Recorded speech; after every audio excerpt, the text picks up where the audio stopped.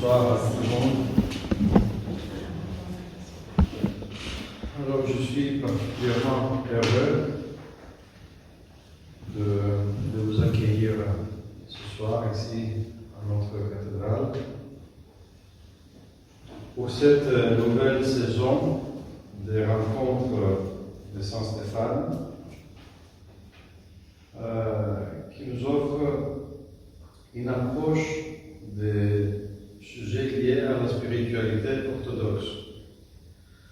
Aujourd'hui, en guise de séance introductive, nous avons la joie et le plaisir d'accueillir le Roman Cassien, higoumène du monastère Saint-Antoine-le-Grand, et son intervention portera sur la personnalité et l'œuvre de Père Placide de Seye.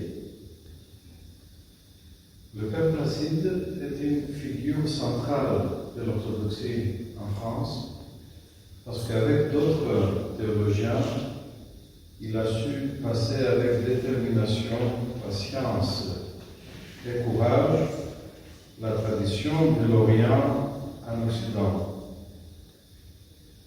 Son ministère, outre l'enseignement à l'Institut Saint-Serge, fut celui de la traduction. Toujours traduire du grec en français, les monuments de la littérature théologique. Ces ouvrages sont innombrables, mais il était aussi le traducteur, au sens de passeur, d'une tradition millénaire, celle du monachisme atonite, qu'il a introduit avec l'aide de ses frères spirituels, le Père Séraphin et le Père Élie. Cet héritage est tout aussi important, car il démontre bien l'audace et le courage du natif d'Issy-les-Moulineaux. En se déracinant volontairement et en épousant la vie et la rigueur de la communauté monastique de Simonos Petra, il a enraciné cette vocation en l'offrant à son pays d'origine, participant ainsi au baptême des cultures et en démontrant que l'orthodoxie est bien universelle, tout comme universel est le salut offert à l'humanité par l'économie du Christ dans le monde. Je vous souhaite donc une excellente rencontre et j'espère que la conversation qui s'en suivra participera à mieux apprécier l'œuvre monumentale du Père Placide. Et sans plus attendre, je passe la parole à notre cher professeur M. Chrysostax. Je le remercie beaucoup pour cette année, encore une année, où il a accepté d'animer cette rencontre de Saint-Stéphane, malgré ses obligations, mais vous êtes toujours présent. Et puis ensuite donner la parole à notre cher Père Cassien. Merci beaucoup. Est-ce qu'il y a besoin de micro? Je ne sais pas. Je ne pense pas. Hein. Il vaut mieux. Est-ce que vous entendez comme ça bien ou pas? Très bien. Je pense qu'on peut. Non, mais là, c'est là qu'il faut. Vous voulez faire le micro? Non. Bon, c'est la salle qui nous dira. Donc, c'est à mon tour donc, de remercier mon Seigneur et pour le plaisir et l'honneur qu'il me fait de m'inviter pour accompagner ces conférences, d'autant plus que le sujet de ce soir est un sujet qui me touche particulièrement à cœur, puisque j'ai eu le plaisir, l'honneur et je dirais l'émotion de connaître le Père Placide et de le recevoir plusieurs fois à la radio pour des émissions, mais de parler aussi avec lui, de suivre des conférences à l'Institut Saint-Serge, d'aller à son monastère avant qu'il y ait la nouvelle église. Et donc, les souvenirs, évidemment, sont forts et avec une personnalité comme lui. Vous avez dit monumentale, son œuvre monumentale au Seigneur, c'est tout à fait le cas. Et donc, évidemment, la charge est difficile pour le Père Cassien, qui est à côté de moi, qui succédait au Père Placide à la tête de ce monastère, Saint-Antoine-le-Grand. et qui doit donc aujourd'hui nous parler de la personnalité de l'œuvre du Père Placide de Sèvres, qui est immense. Donc, Père, c'est à vous donc maintenant de nous faire partager les souvenirs, plus que ça, j'imagine, et puis nous allons reparler après votre intervention. Moi, je voulais commencer par vous remercier, Seigneur. C'est important pour moi qu'on puisse parler du Père Placide, et c'est un honneur en même temps que je puisse en parler moi-même, bien que je ne me sente pas capable. Pour pouvoir parler de lui, il faudrait beaucoup de temps et certainement plus que quelques pages ou quelques minutes. Mais on va essayer de faire au mieux et j'espère que ce sera que le début pour encourager d'autres aussi à œuvrer, à le faire connaître et à parler de lui. Donc on va essayer de faire au mieux avec ces quelques textes que je vais essayer de préparer. Le Père Placide était une personne exceptionnelle. Il était un véritable intellectuel doté d'une mémoire de grande capacité, que le Seigneur lui a gardé jusqu'à la fin de ses jours. Bien que la mémoire plus immédiate fût devenue défaillante, mais seulement dans les tout derniers temps. Cet univers intellectuel dans lequel son esprit se réalisait était d'autant plus exceptionnel qu'il ne se limitait pas à des spécialisations dans tel ou tel domaine, ou sur telle ou telle matière, mais relevait d'une culture générale, vaste et solide, enrichie d'un effort donné tout au long de sa vie afin d'acquérir une connaissance approfondie de toute la tradition chrétienne. Cela aurait pu rester dans l'ordre du commun de haut niveau, mais cette haute activité intellectuelle s'est réalisée sous l'action d'un désir et d'un besoin immense d'une vie intérieure, authentique, profonde, sérieuse et lumineuse. Cette recherche d'authenticité et d'harmonie pour sa vie intérieure l'a conduit dès son jeune âge à développer une capacité de discerner où était l'essentiel pour pouvoir l'assimiler. Cela se traduisait plus tard dans ses travaux par la réalisation de synthèses remarquables des écrits des pères. Le Père Placide n'était pas cependant qu'un intellectuel. Il aimait aussi beaucoup œuvrer de ses mains, ce qui lui fit prendre aussi certains choix pour sa vie monastique et spirituelle, dans la conscience que le corps était partie intégrale de la personne et ne peut en être dissocié. Il aimait servir en faisant la cuisine, ce qu'il fit pendant des années. Il aimait également les plantes et se réjouissait beaucoup lorsqu'il s'en occupait, ce qui lui fit faire aussi des jardins potagers. Il avait un don avéré pour le dessin et aurait été très enclin à s'exercer dans l'iconographie, mais ses activités pastorales et éditoriales ne lui ont pas permis. Sous un air qui, au premier abord, pouvait parfois paraître d'un sérieux austère ou sévère, il n'en était pas moins une personne très facile d'accès.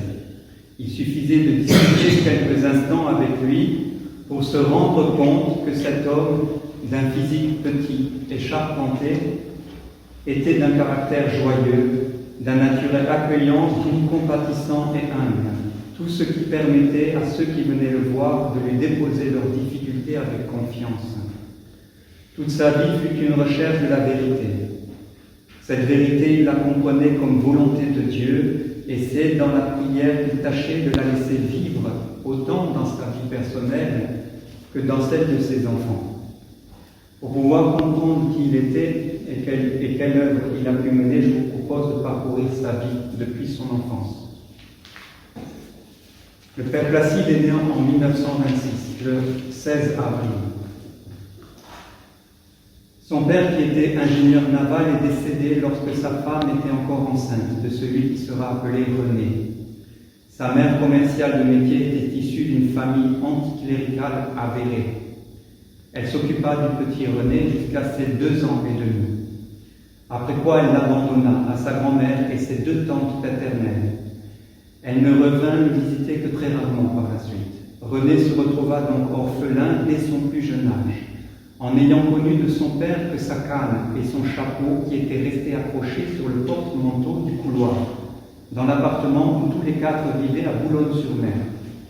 Il disait que ce souvenir était le plus ancien qu'il avait. Il se souvenait également très bien du balcon et de la vue qu'il y avait, de son regard d'enfant qu'il portait entre les barreaux de celui-ci dans l'attente de voir revenir ses tantes ou sa grand-mère. Il y avait aussi la voiture sur laquelle il jouait dans le couloir, à laquelle on avait mis un bouchon sur la pointe que formait le devant. Il n'avait pas le droit d'enlever, malgré que pour lui, ça gâchait l'esthétique de la voiture. Mais il fallait éviter de rester abîmer les murs. À ce moment-là, il avait environ 3 ans. Jusqu'à ses 11 ans environ, il souffrit énormément de la solitude. Ce fut pour lui des souffrances très profondes, qui lui faisaient dire presque 80 ans plus tard que par elles, il avait pu comprendre celles des autres. De nature colérique, il dut mener un combat très tôt contre des crises très fréquentes. Ses tantes trouvèrent un stratagème pour l'aider à se corriger. Elles lui promirent un petit soldat en plomb comme récompense chaque jour où il n'y aurait aucune crise. Avec beaucoup de fierté, le père Placide disait qu'il avait réussi à constituer une grande armée. Il reçut pendant toute son enfance une éducation solide et de grande qualité. Ces femmes, animées d'une foi forte, inspirées par l'esprit liturgique des pères, menaient une vie pieuse authentique et avaient en horreur les dévotions sentimentales. Ayant elles-mêmes un sens profond de la tradition, elles transmirent au petit René le sens et le goût des richesses de la tradition. La vie liturgique de l'époque était fervente, les messes dignes et le peuple pieux avait coutume de re-remplir l'église pour les vêpres du dimanche soir. Il eut aussi dans son entourage familial du côté maternel 3 tantes dont 2 étaient mariées et à 2 frères russes et une à un pasteur sévenol. Ce fut à l'occasion de visites chez ces tantes qu'il assista pour les premières fois des liturgies orthodoxes. Lors d'une visite chez le pasteur sévenol, vers ses 10 ou 11 ans, il fut très marqué par une conversation du pasteur qui avait plus la teneur d'un prêche dite avec forte conviction sur l'importance du pardon des ennemis et qui s'inscrivit profondément dans son cœur. En 1932, il entra à Boulogne-sur-Mer dans un collège tenu par les jésuites, petit collège de 150 élèves. Il put avoir une proximité bienfaisante avec les pères qui y enseignaient. L'enseignement y était de qualité, il put se familiariser avec l'Antiquité grecque et latine, le Moyen-Âge chevaleresque et le XVIIe siècle français. C'est pendant toutes ces années que se forma en lui une personnalité inscrite dans la grande histoire chrétienne de France. Toute la quête spirituelle qu'il mena pendant ses 76 ans de vie monastique sera en lui un approfondissement de cet homme français chrétien. Ce fut grâce à l'influence de ses pères jésuites et à leur formation qu'il commença à chercher des moyens de sortir de sa souffrance de solitude. Animé d'un intérêt tant spirituel qu'intellectuel, il s'instruisait afin de trouver une voie spirituelle dans tous ses enseignements que lui donnaient l'histoire, les arts et la religion. Il comprit ainsi qu'il pouvait être heureux, que la joie pouvait faire partie de sa vie, qu'il fallait la cultiver. Toute sa vie, il y travailla. Je me souviens d'une synaxe au monastère de Bussy, en Othe, où il parla de la joie. Une moniale lui demanda si quand le cœur n'y était pas enclin, fallait-il se forcer à être joyeux? Il répondit sans hésiter oui. Puis pour lui, la joie finit par devenir naturelle. À ses 12 ans, il lut un article sur les monastères des météores qui lui donna une forte impression sur le caractère sacré et mystique d'une tradition vénérable et plus ancienne que celle qu'il connaissait. Vers ses 15 ans, il connaissait déjà suffisamment le grec ancien et le latin pour entreprendre de traduire du grec la vie de saint Antoine par saint Athanase d'Alexandrie et du latin la vie de saint Benoît. Il avait su aussi bien assimiler les cours de catéchèse, ce qui lui valait d'être appelé par le père qui l'enseignait son petit théologien. Par ses lectures, il avait bien compris que la vie monastique est un choix libre, donné à chacun de suivre le Christ et non une vocation particulière. Alors qu'il n'avait pas idée de ce genre de vie, que ce genre de vie puisse lui être accessible, il fit à 16 ans des séjours à l'abbaye de Wiske, à Solesmes et à la Trappe. Il sentait qu'une vie plus absolue, comme au temps des premiers chrétiens, avait sa préférence. Et l'ordre cistercien semblait y répondre davantage. Le 3 septembre 1942, il fit un séjour à l'abbaye de Bellefontaine. Lors de celui-ci, le père abbé, dont Gabriel sortait, lui demanda « Quand est-ce que vous voulez rentrer au noviciat ?» Le père Placide racontait qu'il sentit comme une porte s'ouvrir devant lui et il s'y engouffra. Il répondit « Le plus tôt sera le mieux ». 3 mois plus tard, il entra définitivement dans la voie monastique. Il fit 2 ans de noviciat où il étudia la règle de saint Benoît et les écrits de saint Cassien, de saint Pacôme, de saint Basile, et plus tard de saint Dorothée de Gaza et l'échelle sainte. Les années suivantes furent consacrées à l'histoire de la philosophie et surtout aux écrits de Thomas d'Aquin. Il comprit la différence entre la philosophie de la personne et l'individualisme. C'est un thème qui lui sera cher et qu'il reprendra de diverses manières dans ses homélies et ses enseignements, jusqu'à la fin. Il trouva aussi dans Thomas d'Aquin un remède contre le subjectivisme et l'idéalisme de la pensée moderne. Mais il comprit également que la foi y était différente de celle des pères, car la raison estompait le sens du sacré et du mystère. Nommé responsable de la bibliothèque à Bellefontaine, il lisait abondamment et tomba un jour sur un passage de saint Siméon, le nouveau théologien. « Ne cesse pas de te repentir et de t'accuser, sans jamais juger ni condamner les autres, et aussi un sentiment de miséricorde envers toutes les créatures de Dieu, car nous sommes tous nés dans la faiblesse. » Il disait que ces paroles se gravèrent très profondément en lui et qu'elles furent une lumière dans les difficultés qu'il rencontra.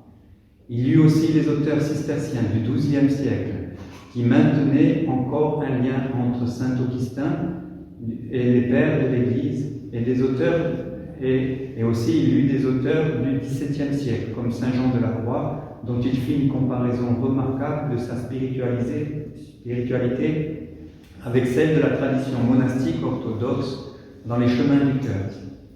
Pendant cette période, il comprit que malgré la qualité et la profondeur de la vie qui était menée au monastère, il y avait une rupture, une différence d'esprit entre le rite, la théologie et la vie spirituelle, la spiritualité.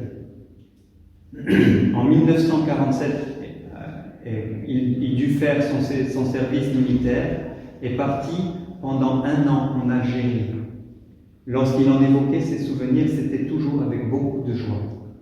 Là-bas, il s'était noué d'amitié avec de jeunes hommes soufis très pieux, avec lesquels il parlait pendant de longues heures de la prière et de la vie spirituelle, entrecoupées des prières canoniques que chacun faisait de son côté selon sa tradition.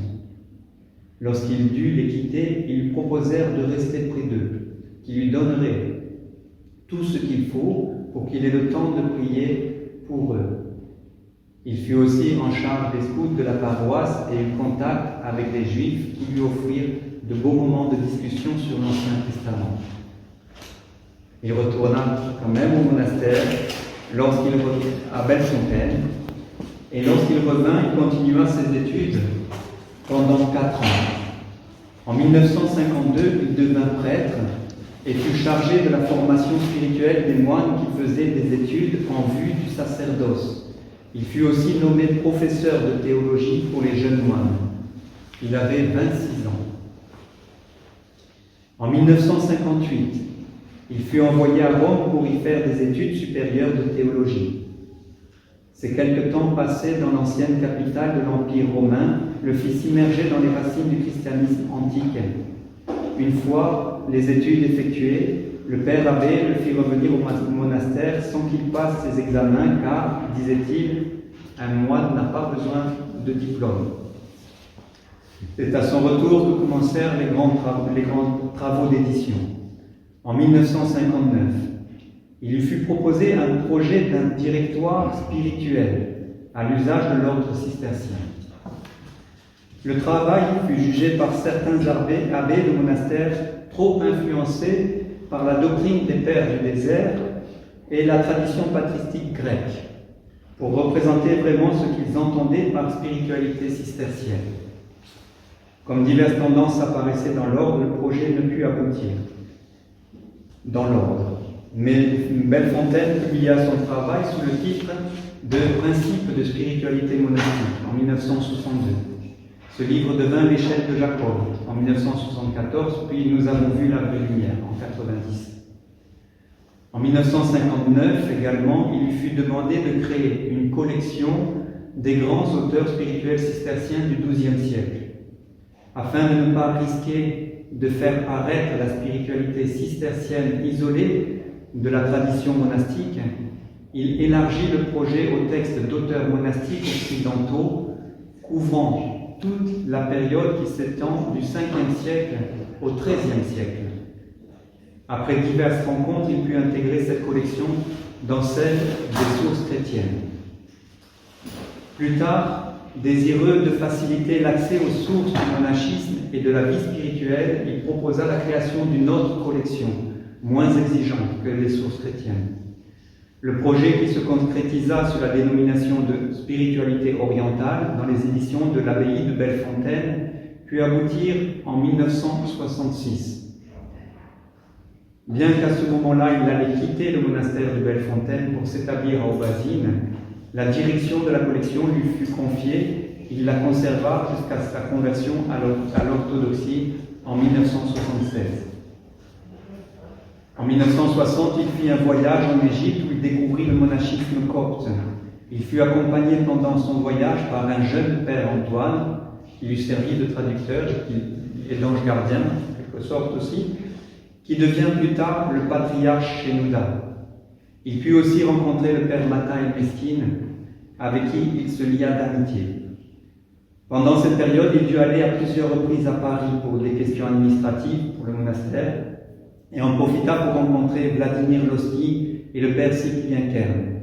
Le père Vladimir Lossky mourut assez rapidement après, mais il y eut par contre avec le père Cyprien Kern beaucoup d'entretiens. Il découvrit aussi la liturgie orthodoxe à Saint-Serge et il trouva une similitude avec la liturgie ancienne qui était pratiquée chez les cisterciens. Il profita de ces découvertes pour enrichir sa vie liturgique, plus austère dans le monde latin, mais très riche de textes bibliques. Préparés en cellule dans la Lectio Divina, ces textes donnaient une grande profondeur d'enseignement sur le cycle des faits. Il sera toujours très attentif à ses lectures dans les offices orthodoxes et évoquera bien souvent son enthousiasme de ces textes dans ses homélies ou en privé.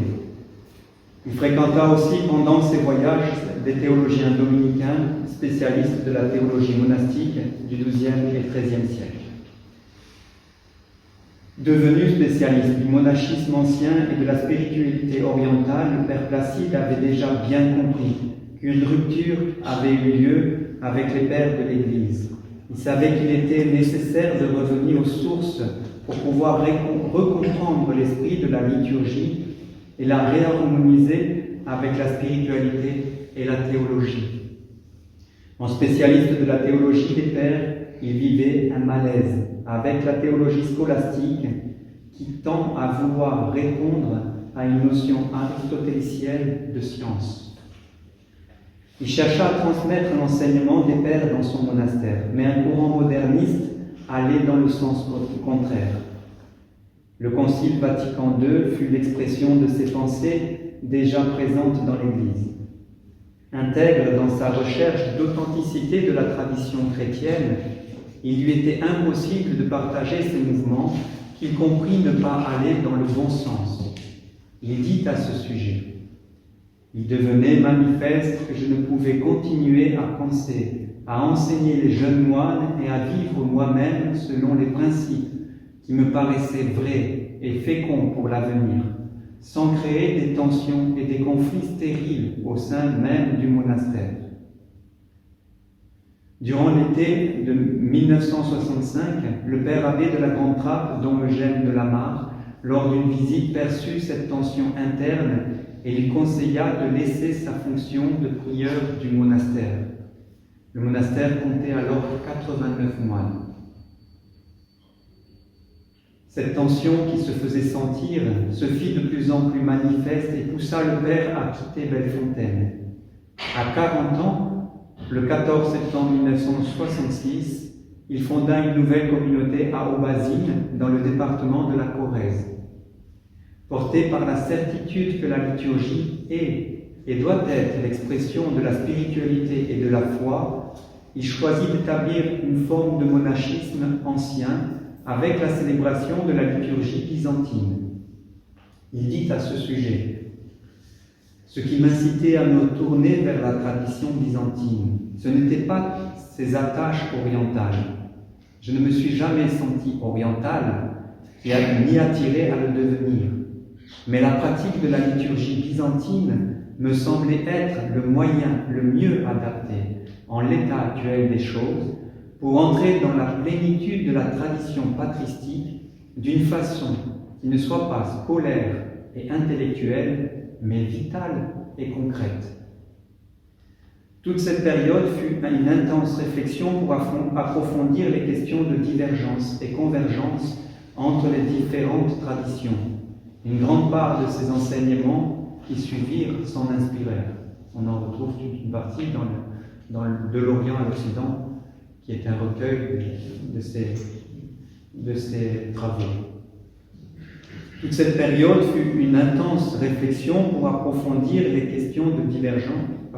Pendant toutes ces années, il fit de nombreuses sessions de formation sur la vie spirituelle et monastique dans plusieurs noviciats et de jeunes communautés ou dans divers monastères catholiques. Tous ces enseignements dispensés le confirmèrent comme référent dans ces domaines privilégiés.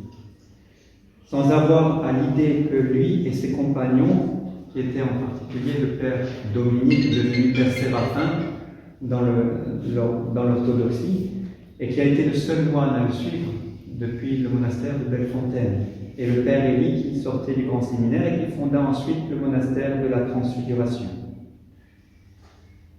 Donc lui et ses compagnons, ils ne pensaient pas qu'ils deviendraient orthodoxes, ils n'en avaient pas l'idée. Ils furent amenés à avoir des relations avec des monastères orthodoxes, notamment en Roumanie, où ils y voyagèrent à plusieurs reprises, mais aussi avec des communautés de rites orientales unies à Rome.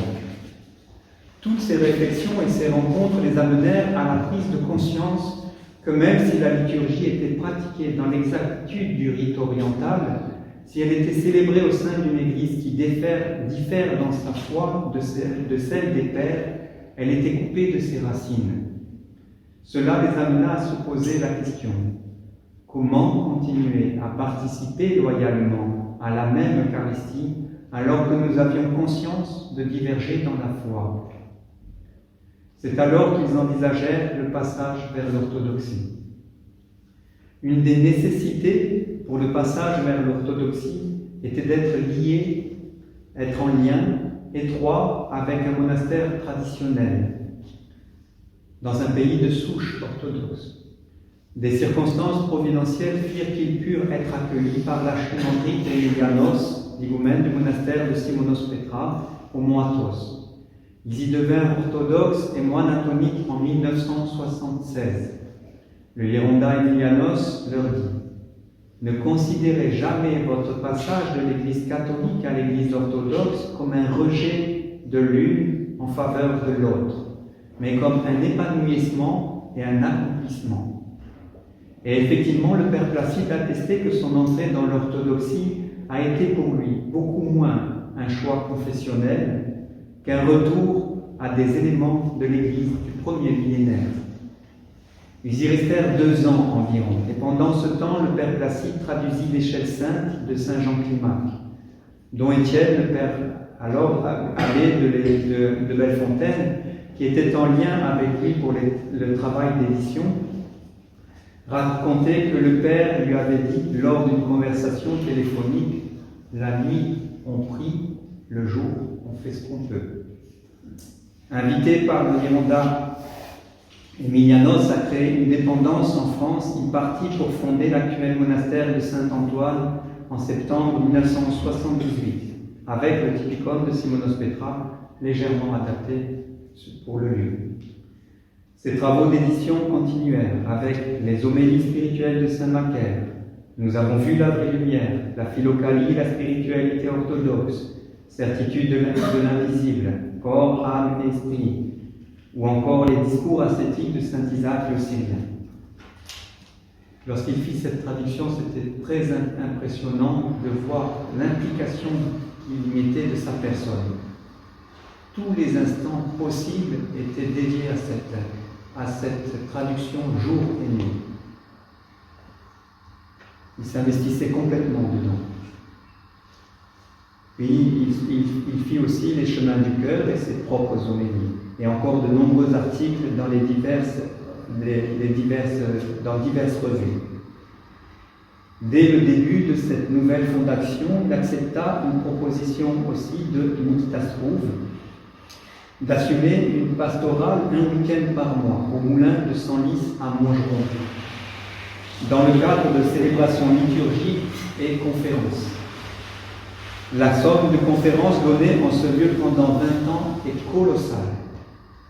Il en donna aussi pendant quelque temps à l'université de Lyon 3, à Saint-Laurent-en-Royan, le village où est établi le monastère, puis au monastère de Saint-Antoine et de Solan pour les mois télémoniales, mais aussi pour les fidèles respectifs.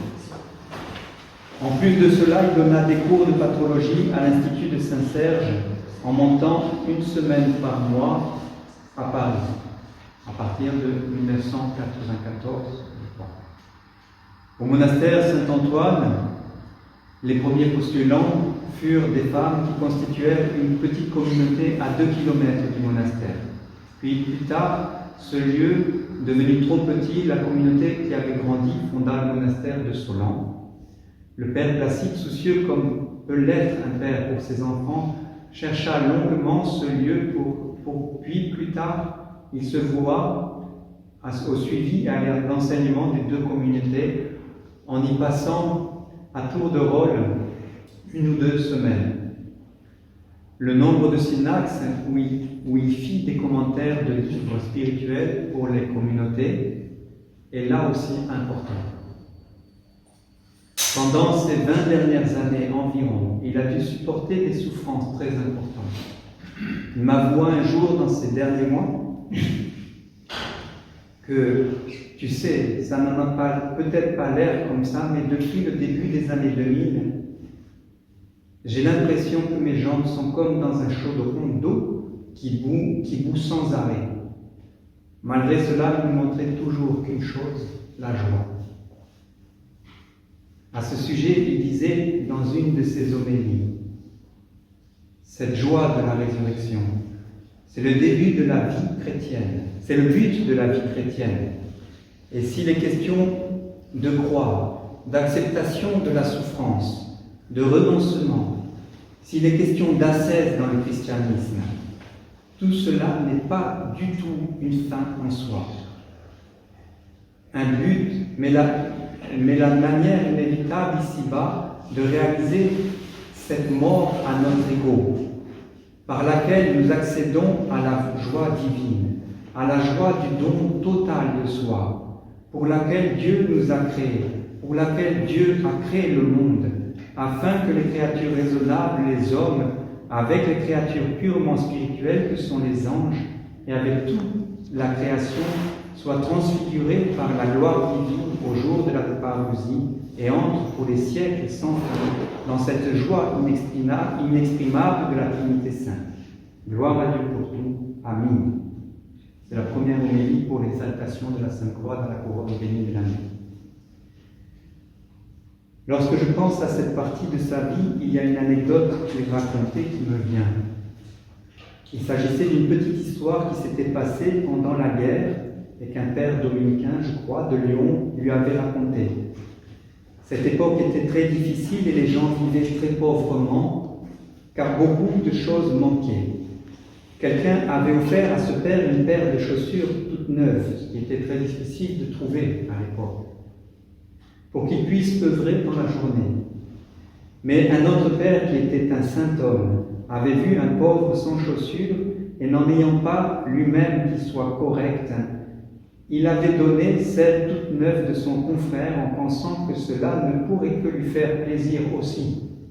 Et le père dominicain finissait sa petite histoire en disant « Ce n'est pas facile de vivre avec un saint ». Et effectivement, ce n'était pas toujours facile de vivre avec le saint qui était le Yeronda. Mais pourquoi ?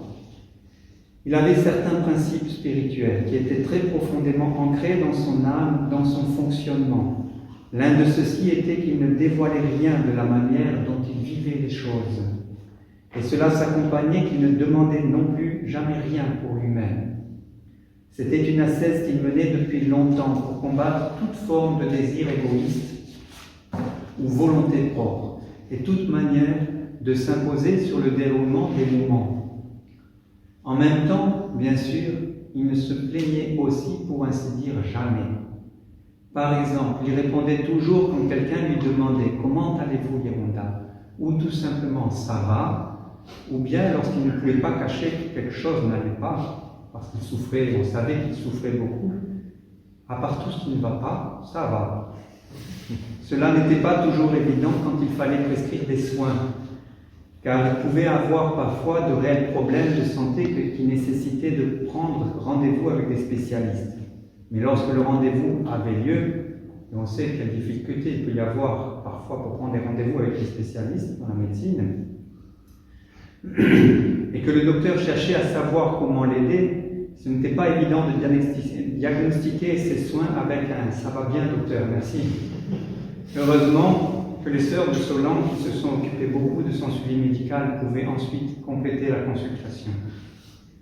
Mais cela impliquait quelque chose aussi, cette difficulté de vivre aussi avec un saint, ce saint-là en tout cas, mais impliquait quelque chose d'encore plus difficile à saisir dans son fonctionnement. Cette chose-là est certainement la marque la plus profonde et la plus extraordinaire de Dieu en cet homme, qui fait aussi écho à ce que je viens de dire. Le Yeronda ne pouvait pas voir l'homme autrement que comme Dieu l'a créé. Personne unique, dotée de son fondement, dans son fondement de l'amour de Dieu.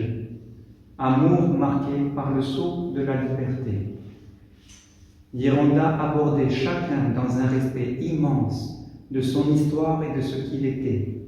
Il savait s'effacer pour laisser la place à l'autre. C'était une très grande marque d'humilité de sa part. Au milieu des situations diverses, il voyait avant tout la personne et son état spirituel. Ce qui était parfois difficile à comprendre quand nos jugements sont basés rationnellement sur les situations ou les personnes et non selon les voies spirituelles comme les siens.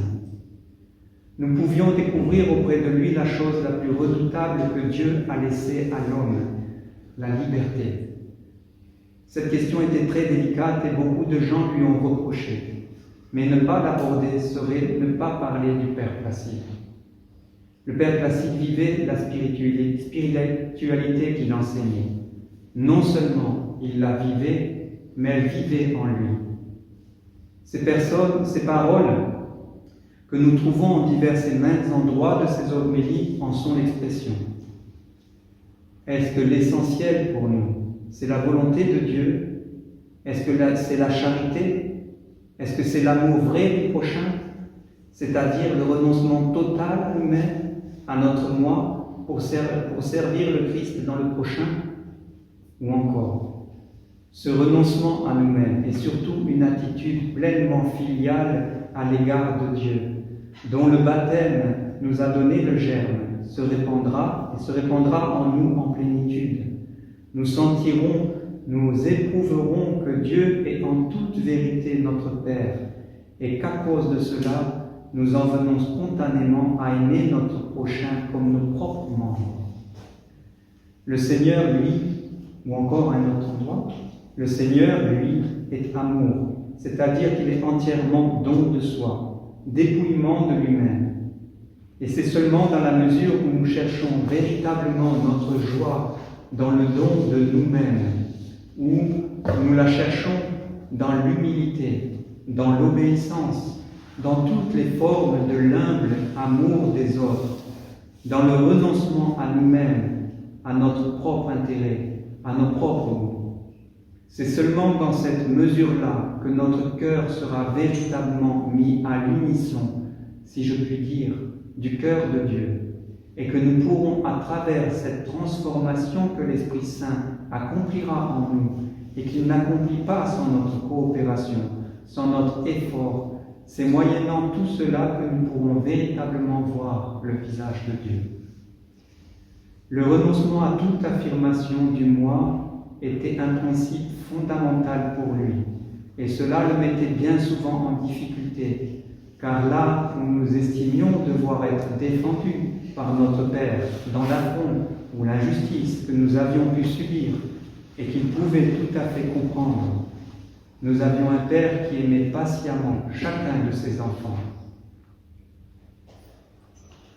Je dis bien patiemment, car il n'y avait pas d'amour aveugle ou de négligence à laisser faire, mais réellement une patience immense dans l'accompagnement de chacun, ce que nous pouvions ne pas voir, parfois, et bien souvent. J'ai été stupéfait de me rendre compte que Girondin agissait exactement comme Dieu agit envers nous, et qui fait que parfois, arrivé dans une impasse douloureuse due à nos négligences, nous sommes tentés du « Pourquoi, Seigneur ?»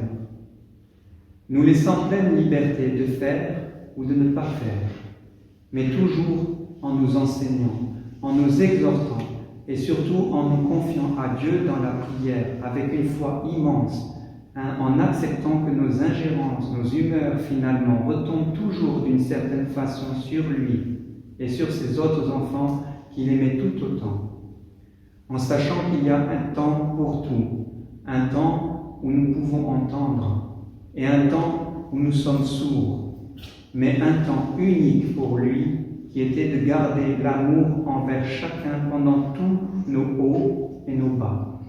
C'était cela, renoncer à lui-même pour lui, et il ne pouvait le demander sans l'être. Être obéissant à ce que nous étions, là où nous en étions, et être obéissant à Dieu, pour tâcher de nous faire comprendre ce que Dieu aurait aimé que nous soyons. L'un de ces principes qui accompagnait cette sensibilité à notre liberté était qu'il ne disait en entretien qu'une seule fois sa directive. Si nous n'y prêtions attention, c'était que nous n'étions pas prêts à l'entendre, à l'accueillir. Il ne le répétait pas et la conversation s'adaptait ensuite là où nous en étions. On pourrait se demander, mais pourquoi n'imposait-il pas les choses? Ne faisait-il pas montre d'autorité? Mais on peut se demander aussi, pourquoi Dieu nous laisse-t-il libres? Pour conclusion, nous pourrions aborder la dernière étape de son pèlerinage, celle où il est au ciel maintenant. Nous tous qui l'avons connu, et maintenant même ceux qui ne l'ont pas connu, nous pouvons comprendre assez facilement, me semble-t-il, qu'un homme qui était arrivé dans sa vie par sa prière a une grande proximité avec Dieu. Et je crois maintenant d'autant plus au ciel. Un intercesseur auprès de Dieu. Un homme qui, durant sa vie, s'effaçait humblement devant chacun pour l'accueillir, l'écouter et le comprendre. Et je crois aussi un refuge au ciel, dans le royaume des cieux, pour tous ceux qui souffrent d'être ce qu'ils sont, pour pouvoir être accueillis tels qu'ils sont. J'invite tous ceux qui veulent méditer à cette humilité qui le caractérisait, en tournant le regard vers l'exemple de notre toute sainte souveraine. Peut-être comprendront-ils qui il était. Si l'Église était amenée à canoniser notre chère Gironda Placide, je crois que l'humble et joyeuse bienfaisance de la vérité serait son auréole, illuminant tous ceux qui cherchent comment trouver Dieu dans leur vie en tournant le regard vers son trône.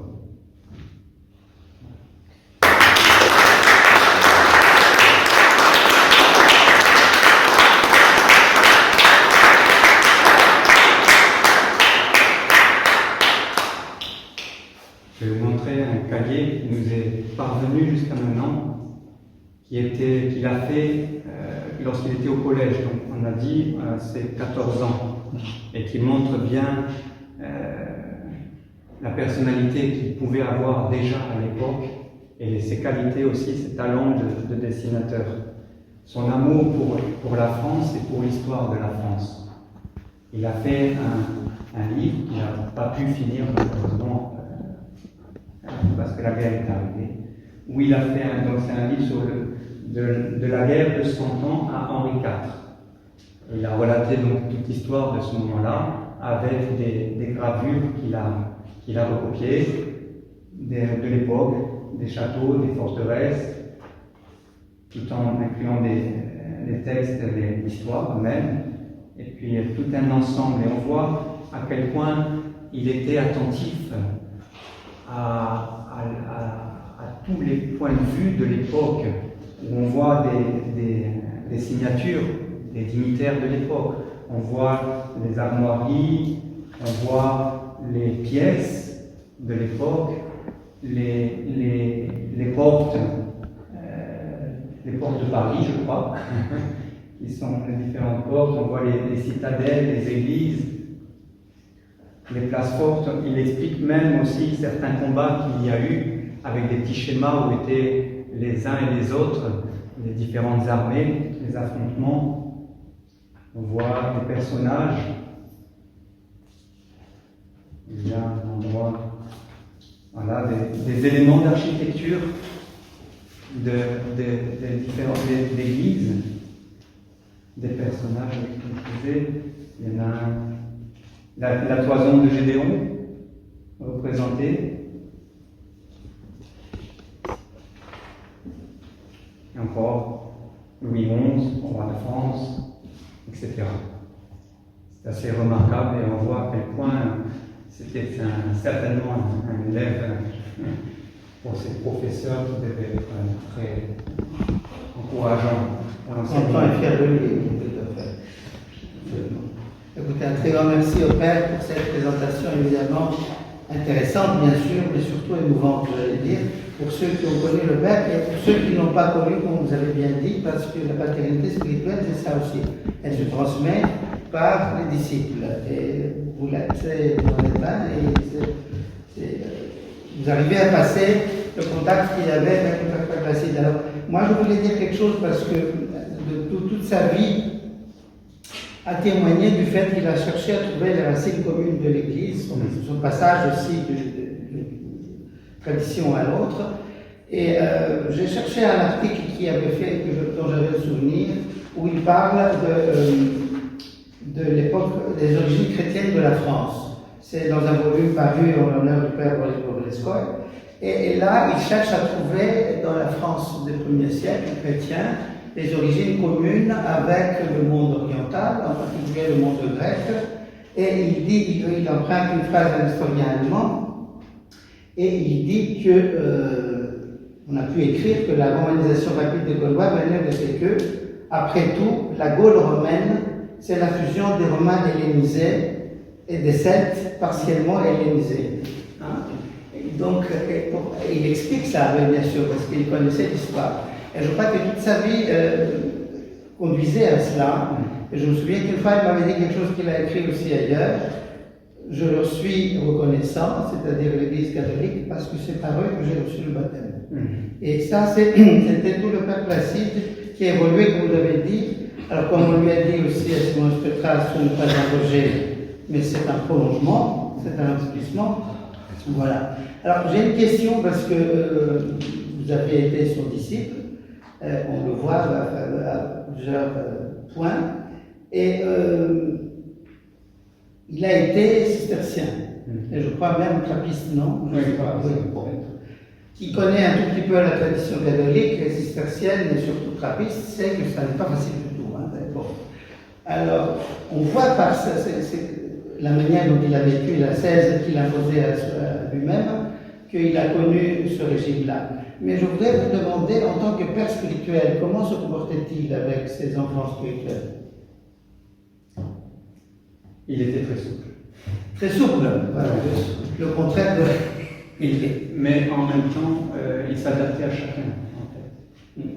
À chacun. Mais il savait demander beaucoup, tout en acceptant peu. Si la personne ne pouvait qu'en donner peu. Et de cette manière-là, certainement, il avançait. Et de cette manière-là, il essayait de tirer les gens dans leur chemin, et tout en étant compatissant de ce que l'on pouvait faire. Vous avez parlé de joie. En même temps, sur certaines choses, il était clair. Les choses, on ne touchait pas à certaines choses, comme le typicone de Simonos Petra. C'était un principe pour lui important de le garder. Et il avait rencontré à Latos le moine Gabriel, qui était un des pères spirituels qui a aidé au repeuplement de Latos en même temps que le grand Damianos. Et il l'avait rencontré comme ça par hasard sur un chemin. Il lui avait demandé un conseil pour sa fondation. Et il lui avait répondu: gardez le typicone de l'Église, gardez le typicone et vous en aurez l'esprit. Et donc ça, il était attentif, c'était très important. Et donc les règles de jeûne au monastère, etc., sont très claires selon la tradition. Typicone comme expression de la tradition. Expression de la tradition et aussi dans les règles de l'office. L'office de chaque.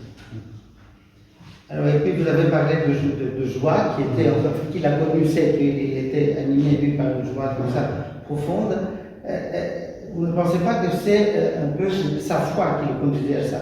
Je dis ça parce que voilà, le titre du livre aussi qui est emprunté à l'Épître aux Hébreux, la certitude de l'invisible. Je pense qu'il incarnait ça. Mais c'est ça, en fait, c'est dans cette recherche, c'est vraiment dans ces années de collège où il avait déjà quand même une formation spirituelle par le biais de ses deux tantes et sa grand-mère. Et avec la proximité des pères jésuites, ils ont quand même joué un grand rôle pour lui, pour organiser en fait cela en lui-même, et pour chercher comment il voulait être, ce qu'il voulait être. Et c'était vraiment une voie spirituelle qu'il cherchait. Et cette voie spirituelle, il a cherché dans la guérison de sa propre douleur d'enfant orphelin et de solitude. Et donc c'était pour chercher de la joie. C'était son but. Et en fait, il a compris très rapidement qu'il pouvait être joyeux. Ça, c'est certainement une grâce que Dieu lui a faite. Et ensuite, il l'a gardé. Et donc, c'était très lié à la spiritualité. Et à la présence d'une vie spirituelle intérieure. Certainement, oui. Alors, il y a certainement des interventions de la part de la salle. Voilà. Alors, le père Méthode a connu le père Placide aussi, hein, c'est ça, il était avec nous en France pendant longtemps, et c'est quelqu'un qui a connu de près le père. Oui, mon père. Oui. Je voudrais dire que, d'après ce que j'ai senti, moi, en connaissant, avec le contact avec le père Placide, c'est une grande bénédiction pour moi d'être à ce moment-là ici pour suivre cette conférence grâce à la bénédiction et l'amour de Monseigneur Dimitrios. Moi, ce que j'ai senti, je l'ai rencontré plusieurs fois, je suis venu au monastère, vous vous souvenez un peu. Donc, j'ai senti que le Père Placide, il a appliqué vraiment dans sa vie ce que le Père Paisios dit pour avoir la fréquence de Dieu, amour et humilité. Ça. Ça a été tellement sensible à chaque fois qu'on était avec lui. Je me souviens de discussions qu'on a eues au monastère. Et il n'était jamais comme nous, beaucoup d'orthodoxes. Nous sommes en quelque sorte familiarisés avec tout ce qui se passe dans la culture orthodoxe. Et nous croyons que tout est dans notre poche. Lui, il était toujours discret, simple, humble, avec un grand respect pour l'orthodoxie. Et étant donné qu'il a eu l'expérience en dehors de l'orthodoxie, il a apprécié beaucoup tout ce qu'il a découvert dans la vie orthodoxe. Et moi, j'ai beaucoup aimé le livre Pourquoi je suis devenu orthodoxe. Et donc, je pense que le Saint-Père Placide est un enseignant, il sera un enseignant continuel pour l'Église orthodoxe et pour nous tous. Et il va nous, par tout ce qu'il a écrit, tout ce qu'il a fait dans sa vie, il va nous enseigner toujours, et il nous enseigne à ne pas avoir l'idée que nous connaissons les choses, nous sommes orthodoxes, tout va bien. Lui, il vivait comme pour la première fois. Chaque liturgie, chaque prière, chaque contact avec notre Seigneur. C'est ce qui a fait que même jusqu'au dernier moment, il travaillait sur lui aussi. Oui, exactement. Jusqu'au dernier moment. On les sentait à l'époque. Vraiment, dans les derniers jours, on sentait qu'il était encore en train de travailler sur lui. Parce qu'il était toujours dans ce principe où on commence. D'ailleurs, il a eu. Et j'ai une image un petit peu de sa place, je dirais, dans l'orthodoxie. On peut imaginer un peu l'histoire de l'orthodoxie, du christianisme, comme la terre, comme une terre, où le Christ est apparu à un moment donné, la terre a continué à grandir, disons, le temps est passé, des couches de terre se sont rajoutées sur l'eau vive qui était le Christ. Cette source d'eau vive qui était le Christ. Et dans les pays orthodoxes, on a eu une continuité de pères au fil des siècles, qui ont été comme des canaux qui ont permis que l'eau remonte à la surface, toujours, au fil des temps. Et qui fait que maintenant, la surface est irriguée et qu'on a à boire abondamment en soi dans ces pays de cette source qu'est le Christ. Et ici, la terre est devenue aride en soi, dans l'Occident. On a perdu ce lien au fil des siècles. Et lui, il a creusé, en fait, par ses expériences, par ce que Dieu aussi lui a donné dans ces étapes de sa vie, il a creusé et il a eu une intuition. Vraiment, c'est un homme intuitif de sentir ce qui était vraiment juste. Et il est tombé, au fur et à mesure qu'il creusait, comme dans des poches de cette eau vive, qui était remontée à certains endroits, à certains moments, et il est tombé dedans. Il y a bu, il y continue. Il en a bu d'autres, et il a continué encore, jusqu'à trouver vraiment la source même. Et il est ce canal, il a fait, c'est ce qui est extraordinaire en soi, parce que ce qu'ont fait tous ces pères au fil des siècles dans le monde orthodoxe, lui, il a fait dans sa vie.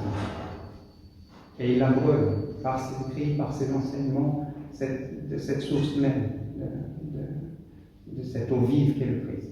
Et vraiment, dans ces homélies, c'est là où on sent vraiment le plus les choses. Si on lit, le Père Placide ne disait pas de lui-même ce qu'il ressentait, vivait intérieurement, mais il l'exprimait à travers ses enseignements et ses homélies, ses enseignements dans ses homélies.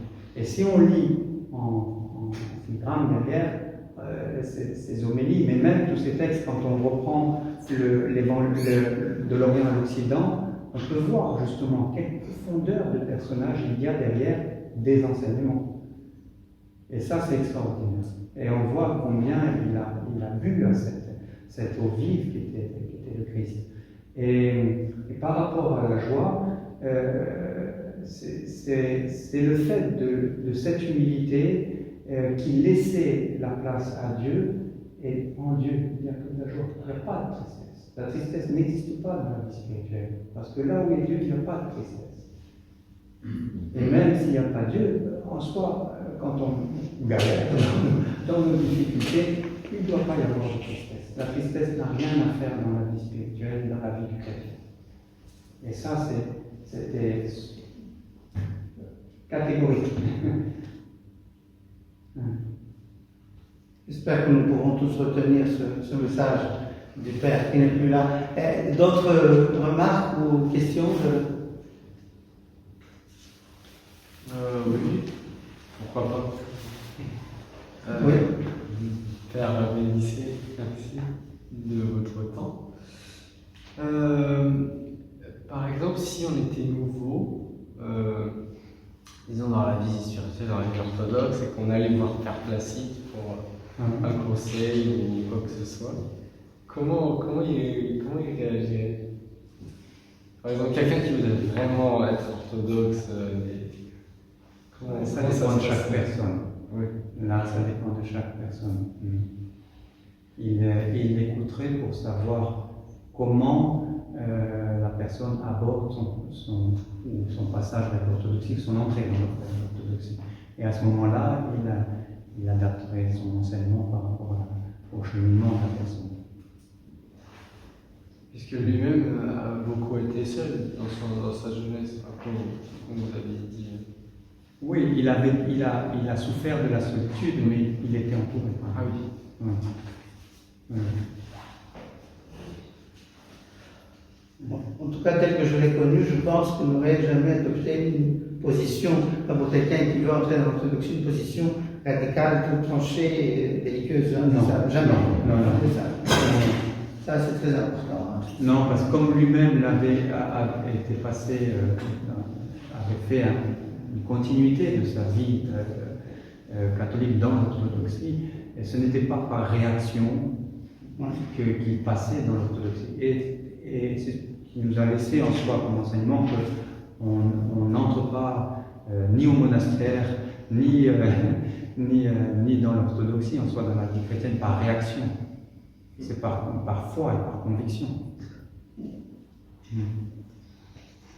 Donc là, c'est sûr que si quelqu'un se présente comme ça, il aurait eu tendance à...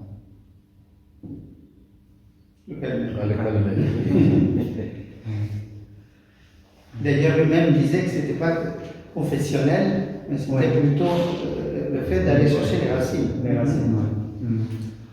Donc, c'est pas du tout par opposition à quelque chose, mais c'est pour aller trouver la vraie racine.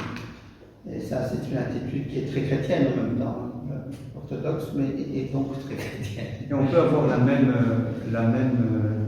même principe en soi, avec le monde aussi à l'heure actuelle. C'est pas parce que le monde est comme ça qu'on devient. C'est parce que le monde est tout court qu'on devient orthodoxe et chrétien.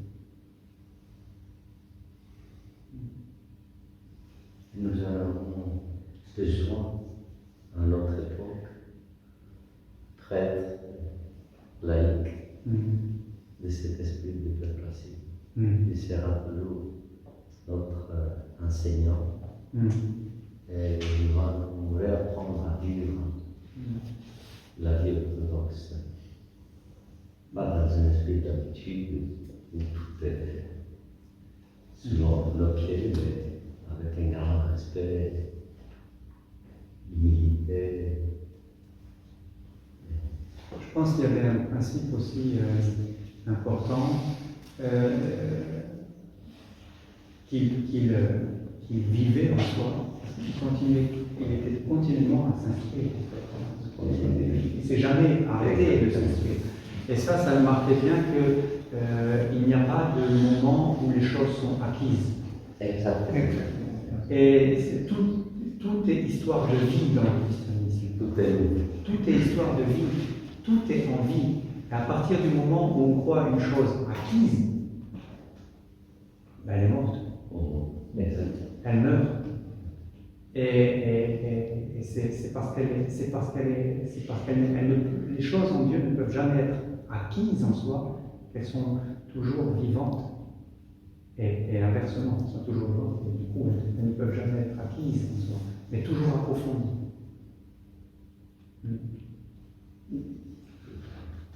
Autre remarque Oui, merci pour cette conférence, cette présentation. Malheureusement, je n'étais pas au début. Et donc, je ne sais pas si vous avez évoqué, mais si j'ai bien compris, en fait, Père Placide avec ses confrères, après cette transition vers l'orthodoxie, il a décidé de garder les typicons grecs, de la tradition grecque. Et en fait, ma question est double. Pourquoi il a fait ce choix? Et la deuxième partie, c'est est-ce que en fait, c'est cohérent aujourd'hui de garder une tradition plutôt locale, ça veut dire en fait, parce qu'il voulait vraiment aller vers l'origine, la racine en fait du christianisme en fait.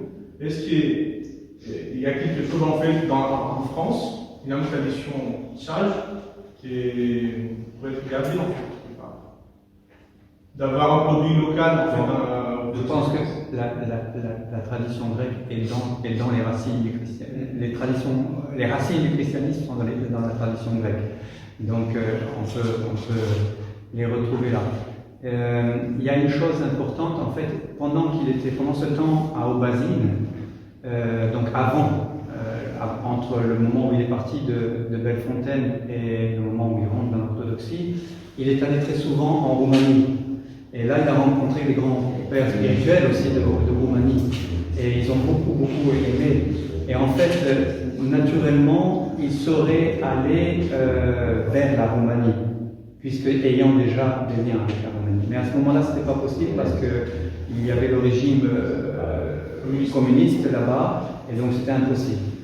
Et donc, ça a été assez naturel que du coup ils se sont tournés vers la Grèce, d'autant qu'il y avait toujours cette chose derrière qui était présente en lui, de cette rencontre avec les grands météores quand il était jeune. Cet article dont j'ai parlé sur les grands météores, où il a senti une tradition ancienne et plus vénérable que celle qu'il vivait à ce moment-là, était quand même très présent en lui. Et là, il s'est tourné vers la Grèce. Et après, diverses choses assez providentielles ont fait qu'il ait pu rencontrer le Hieronda Emilianos. Et le jour où ils sont arrivés à Simonos Petra, le Hieronda Emilianos leur a dit « Je vous attendais ». Et donc après, il est resté là. Par rapport à la tradition chrétienne française, on va dire, en fait, c'est ça, c'est la même. Elle est là aussi. Les sources du monachisme, autant en Grèce que en France, sont les moines du désert d'Égypte. Et là aussi, ce voyage qu'il a fait en Égypte était très important pour lui, parce que là, il touchait à ça. Il touchait à cette réalité, cette vérité de l'histoire. Et Saint Cassien, mon saint patron, en est un acteur principal, où il a remonté cette tradition monastique en Occident, et après Saint Benoît l'a utilisée pour la développer. Et ensuite, par rapport à d'autres traditions, comme on peut avoir ces courants actuellement sur la liturgie, pour lui, ne pouvait être que celle des pères, donc de Saint Jean Chrysostome, parce que c'était elle qui était reliée à tout, finalement, qui est dans l'histoire de l'Église, l'histoire mystique même de l'Église. C'est vraiment la liturgie comme il l'avait très bien senti dès ses premières années de recherche. La liturgie est bien l'expression vraiment de la tradition, et tradition qui n'est pas que de l'ordre de comment on fait les choses. C'est une tradition les choses se font parce qu'elles sont déjà vécues par la foi, dans la foi, et qu'elles s'expriment. Et la liturgie est le point culminant, central, culminant de cette expression de la tradition. Et donc, celle qui a été vécue et qui a exprimé cela pendant des siècles dans l'Église orthodoxe, c'est celle de Saint Jean Chrysostome. Donc là, la question ne se pose même pas. Et le reste de la tradition, je ne sais pas après à quoi vous pensiez, mais... Donc c'est plutôt la tradition des mouvements ou des... La tradition La tradition, en fait, des catholiques en France, par exemple. Où les prières ou les vêpres, par exemple, sont... En fait, c'était très semblable. Il y avait beaucoup de choses qui étaient très semblables. Le père Placide disait, quand il est passé, le fait d'être passé de Bellefontaine à Simonos Petra, il a beaucoup moins changé de style de vie monastique que s'il était resté à Bellefontaine. Donc ça, c'est très important parce que c'est vrai qu'il y a eu un chamboulement dans l'Église catholique autour de Vatican II, un peu avant et Vatican II, etc., qui fait que les choses ont quand même beaucoup changé. Mais avant, les choses étaient quand même, beaucoup de choses étaient semblables, mais seulement l'esprit derrière était différent parce que déjà coupé en soi de la théologie des pères. Il disait que dans son enfance, quand il racontait comment le dimanche se vivait la vie ecclésiale en paroisse, c'était très semblable de ce que l'on peut voir en Grèce. C'était une foi explicite du peuple qui est très semblable. D'ailleurs, la manière dont il comprenait l'arrivée du christianisme en France et les racines, je le cite là, pendant une grande partie du premier millénaire de notre ère, les territoires qui correspondaient à la France actuelle ont appartenu au même univers politique et culturel que ce que les historiens appellent aujourd'hui le Bas-Empire et l'Empire byzantin. Et il nous montre bien que c'est de cette unité du début que nous devons tous chercher les racines et les origines. Et c'est ce qu'il a fait lui-même. Donc je pense qu'il ne cherche pas une tradition, ou cherchant la tradition grecque ou tibécoise, mais il cherche les origines de la tradition. C'est la manière, un historien, en regardant ça, un historien, et on voit bien comment il construit sa réflexion. Et c'est assez extraordinaire parce qu'en France, nous avons quand même, dans les premiers siècles, une richesse immense dans les personnages qui vont être présents au sein du christianisme.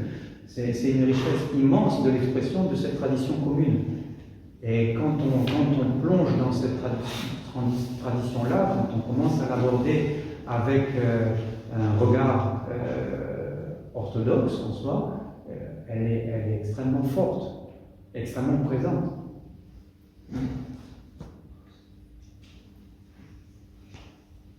Oui, monsieur. Oui, non, c'est juste pour savoir, pour quelqu'un qui est catholique, si vous avez un livre à nous conseiller pour entrer un peu dans la richesse de tout ce qui a été dit, effectivement, il y a beaucoup d'éclectisme, mais un livre qui vous paraîtrait à la fois relativement accessible, mais qui peut nous donner un accès à... Alors, si c'est pour justement entrer dans toute cette question de différence et de convergence et de différence entre l'Orient et l'Occident, c'est de l'Orient à l'Occident. C'est lui qui, dans ce livre-là, il y a quand même une large source de connaissances à y trouver. Un autre, ce serait de la spiritualité orthodoxe et la philocallie. Et celui-là est assez extraordinaire. Et la Philocalie. Ouais. C'est un livre qui donne une part d'histoire et en même temps la spiritualité concrète, je dirais, de l'orthodoxie. Évidemment, pour ce qui concerne l'histoire du monachisme, il a l'Évangile au désert, qui est un livre je pense je ne sais pas s'il aimait beaucoup, mais moi, il m'a parlé souvent de ça. Oui. Tout à fait. Il donne des textes même à l'intérieur, des textes des deux côtés d'ailleurs. Oui. On voit bien, il ne fait jamais la part des choses pour les racines communes. Hein. Ce qui est assez extraordinaire, c'est qu'il n'hésitait pas à citer des auteurs latins. Oui. S'ils avaient une pensée orthodoxe, ce n'était pas du tout un problème pour lui. Il les replaçait, il les replaçait clairement dans un point de vue orthodoxe. Et effectivement, et sur certains écrits, il s'est basé beaucoup, même sur des auteurs catholiques, voire même protestants, et qui avaient de très bonnes analyses complètement orthodoxes, et il n'hésitait pas à faire ça. Mais il avait aussi quand même la capacité de le faire, la connaissance suffisante pour pouvoir discerner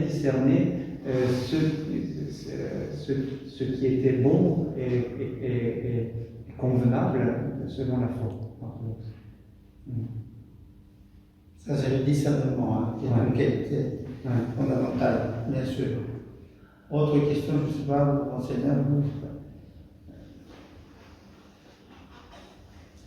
Autrement, Monseigneur, il aurait pu nous donner sa bénédiction et ce qu'il a, les expériences qu'il a vécues. Moi, je l'ai vu qu'une fois, et Père Placide, au monastère, je ne sais pas si vous y étiez. Une fois, en passant de Marseille en tant que prêtre, je suis allé au monastère et lui, il était dans son bureau, là où il nous avait accueillis le jour où je suis venu. Il y avait son bureau et il était assis, il était assez calme. Et on a parlé pendant 1 heure.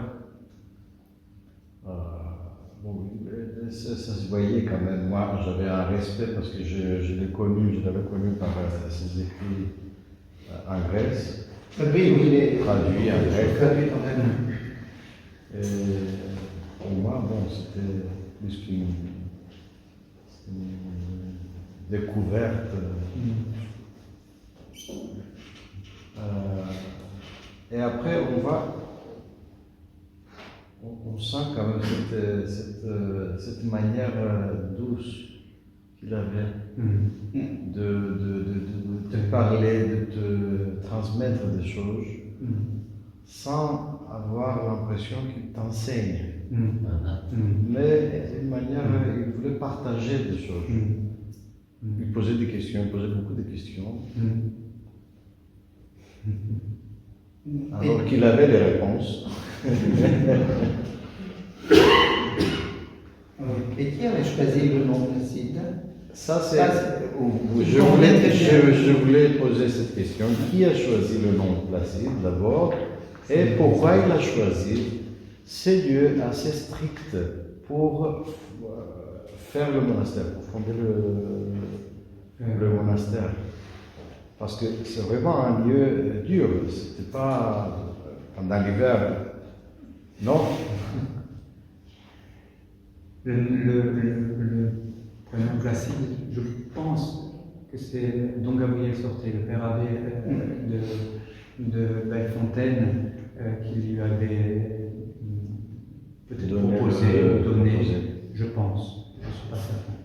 Et il était sous le patronage du petit Placide de Saint-Benoît.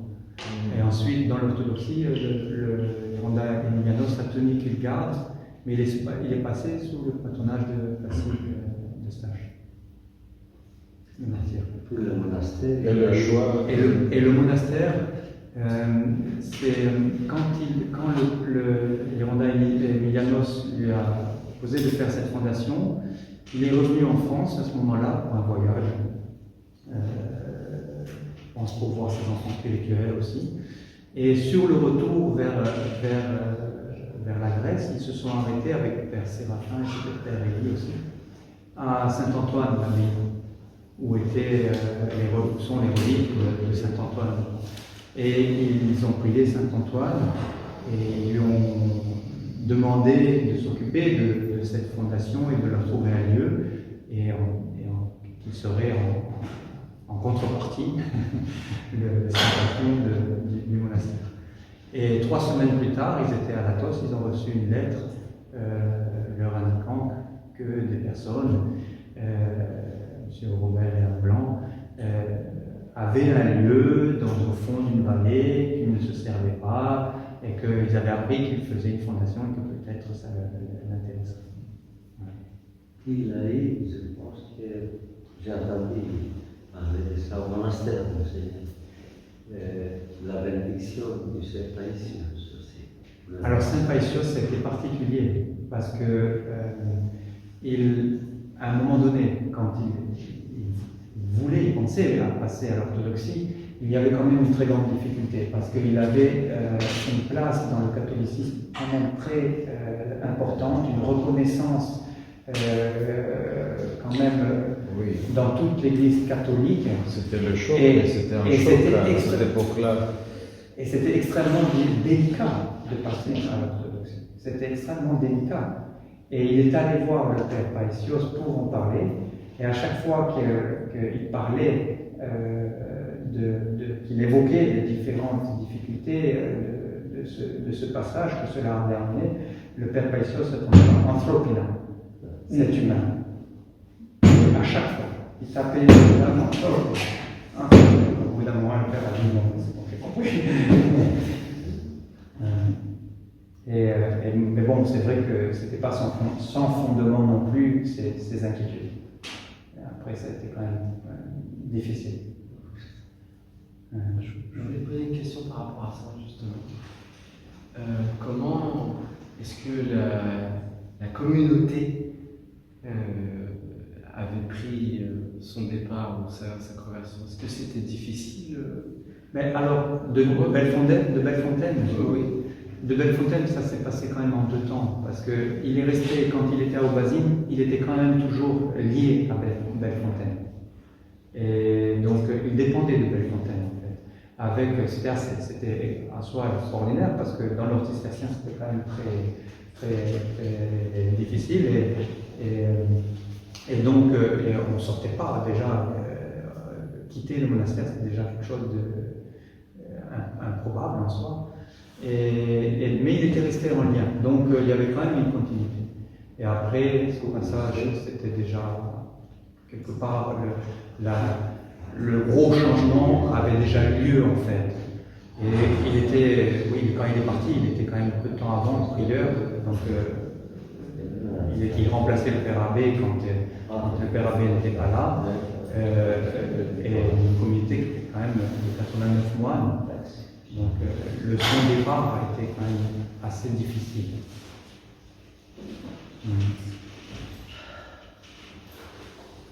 Il prie pour nous. Y a-t-il d'autres remarques ou questions? Autrement, on peut peut-être arrêter là, ce qui ne veut pas dire qu'on ne peut pas prolonger. Bon, un grand merci au professeur et au professeur, M. Chrysostomos. Moi, juste, je voudrais vous rappeler qu'il y aura une prochaine conférence le 14 novembre, toujours un mardi, à 19h. Et le sujet de cette conférence sera Monseigneur Antoine Blum, 1914-2003, une rencontre avec le Dieu vivant, par Madame Olga Loski, écrivaine et enseignante à l'Institut Saint-Serge de Paris. Vous êtes tous invités d'y participer et vous pouvez également trouver ce petit programme de conférences pour les 3 pour les deux conférences prochaines et bientôt on aura les autres. Bonne soirée et merci pour votre présence.